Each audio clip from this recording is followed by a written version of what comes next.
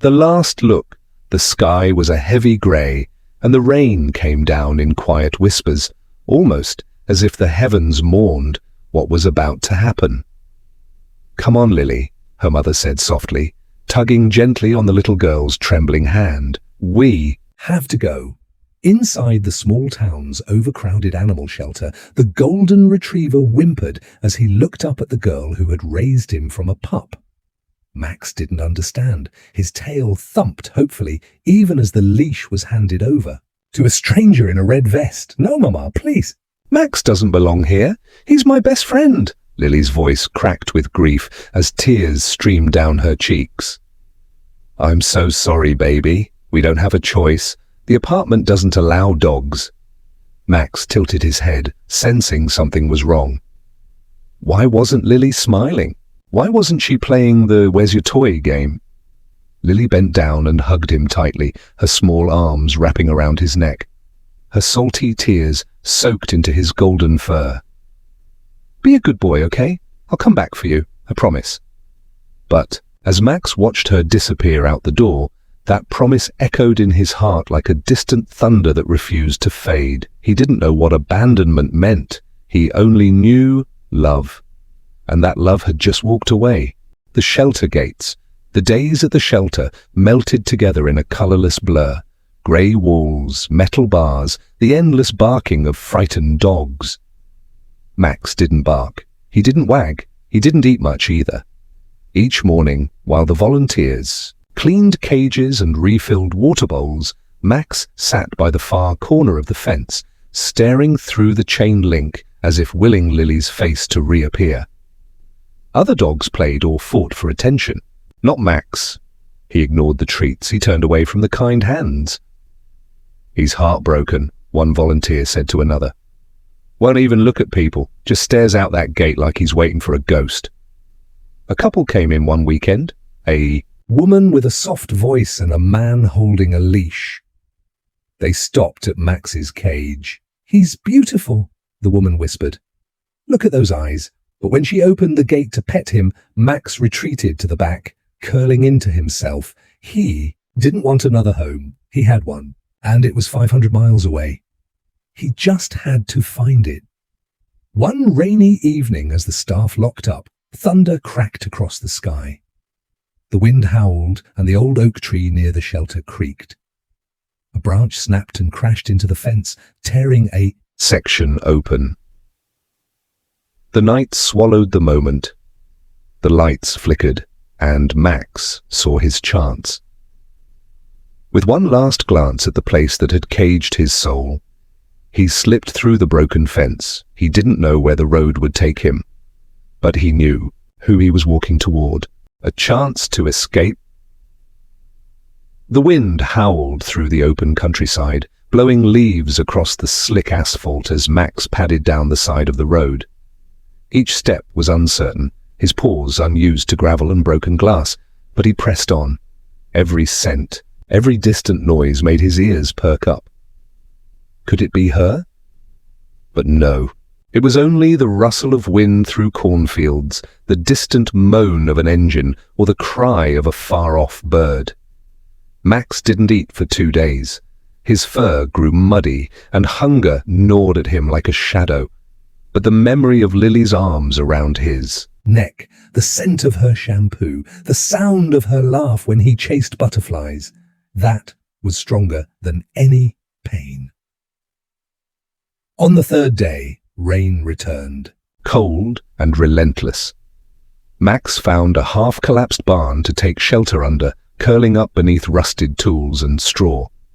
Thunder cracked again. He whimpered softly, not from fear, but from longing. Morning came slowly. He rose, weak but determined. Miles stretched ahead. Each one felt heavier than the last. But Max had made a silent vow that night as the wind screamed above him and the stars disappeared. No matter what, I will find her again. A chance to escape.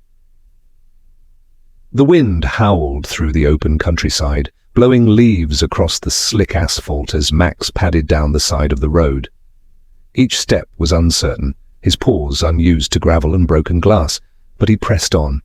Every scent, every distant noise made his ears perk up. Could it be her? But no. It was only the rustle of wind through cornfields, the distant moan of an engine, or the cry of a far-off bird. Max didn't eat for 2 days. His fur grew muddy, and hunger gnawed at him like a shadow. But the memory of Lily's arms around his neck, the scent of her shampoo, the sound of her laugh when he chased butterflies, that was stronger than any pain.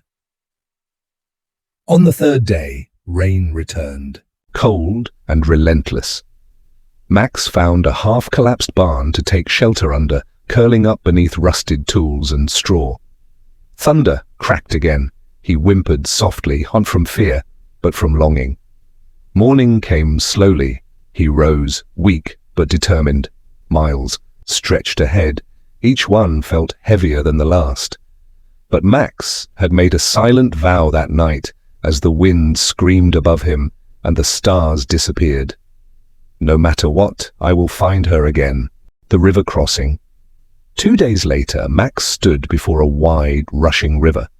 The bridge had collapsed. Nothing but tangled wood and broken beams remained.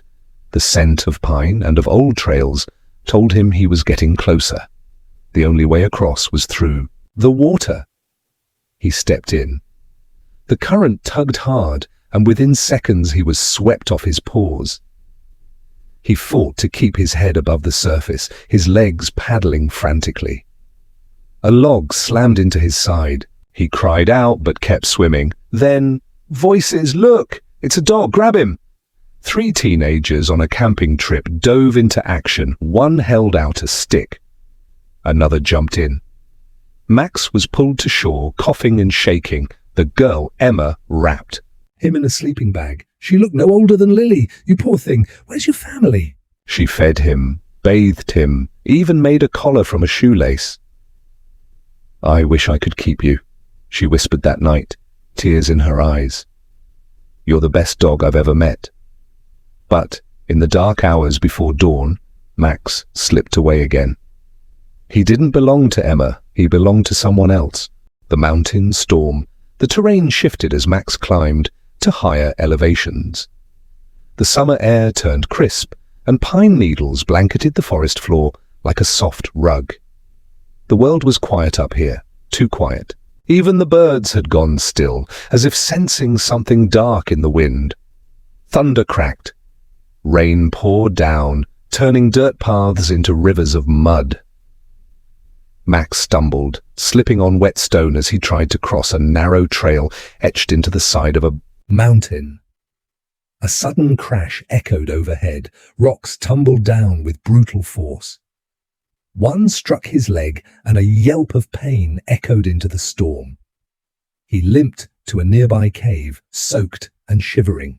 Lightning flashed outside, illuminating his muddy, shivering frame. He curled into himself, pain racking his body. Then he heard it, a growl, low, threatening. A dark shape entered the cave, a wolf. Max's ears flattened. The wolf stood there, silent, its eyes like moonlight. Max expected the end, but instead, the wolf lay down, still watching. It didn't attack, it simply lay there. 2 wild creatures, alone, wounded, trying to survive a storm. In that frozen night, Max felt something ancient and wordless pass between them. Not everything in the wild was cruel, not everything lost stayed that way forever. By morning, the wolf was gone, but Max stood again and walked. The highway angel. Exhausted and bleeding from his injured leg, Max limped along a highway, barely avoiding speeding cars. His fur, once golden and glossy, was dull and streaked with mud and dried blood. A horn blared, tires screeched. Max froze. Massive semi-truck came to a jolting stop, inches from his body. Jesus Christ! The driver yelled, stumbling out of the cab. Rita was in her early 40s, tough as nails, with a voice like gravel, and a heart that once trusted too easily. She had lost her brother in a car accident 6 months ago, and since then she'd traveled the country hauling cargo and trying to outrun grief.